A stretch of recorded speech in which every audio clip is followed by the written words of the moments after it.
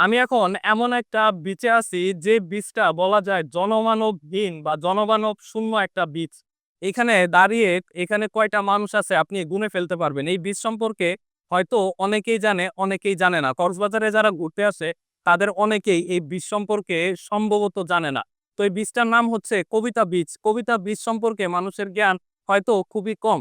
এখানে আপনি যখন আসবেন তখন খুব সুন্দর একটা স্নিগ্ধ মনোরম পরিবেশ এবং শান্ত সাথে অশান্ত কিছু ঢেউ আপনারা পেয়ে যাবেন। এখানে মানুষ কম থাকার কারণে এখানে পলিউশনও তুলনামূলক অনেক কম, চেঁচামেচি, হট্টগোল, কথাবার্তা খুবই কম।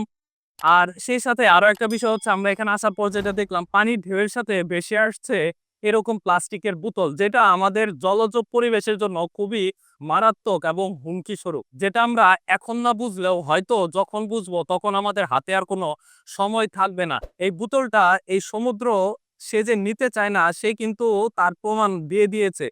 এই বোতলটা এই সমুদ্রেই ফেলা হয়েছিল কিন্তু আস্তে আস্তে সমুদ্র সেটা আবার তীরের দিকে ঠেলে দিয়েছে। এরপরেও যদি আমরা এটা বুঝতে না পারি তাহলে দিন শেষে আমাদের আর কোনো কিছুই করার থাকবে না।